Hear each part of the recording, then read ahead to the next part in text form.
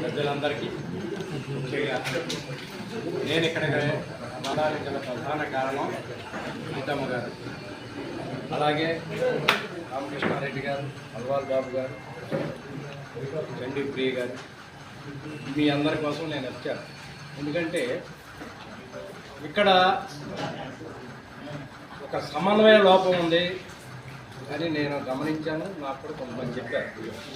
Party ముఖ్యంగా చింతలపూడి మండలంలో ప్రగడవరం గ్రామం అనేది మేజర్ పంచాయతీ.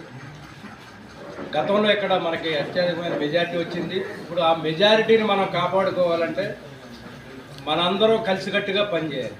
కలిసికట్టుగా పనిచేయాలంటే మనలో ఎంతో కొంత అసంతృప్తులు ఏమైనా ఉండుంటే వాటిని తీసేసే దిశగా మనందరం ఫ్రీగా మాట్లాడుకుని చిన్న చిన్న లోపాలు ఏమైనా ఉంటాయి సరి చేసుకుని సమన్వయ లోపం లేకుండా చేసుకుని అందరం కలిసికట్టుగా పనిచేయడానికి మాత్రమే నేను ఇక్కడికి వచ్చాను.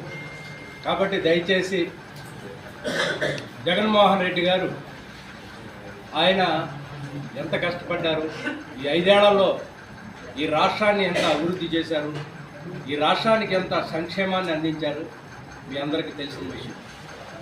ఈరోజు ఆంధ్రప్రదేశ్ రాష్ట్రం ప్రతి పేదవాడికి అన్నం పెట్టిన ముఖ్యమంత్రిగా జగన్మోహన్ రెడ్డి గారిని ఇచ్చారు.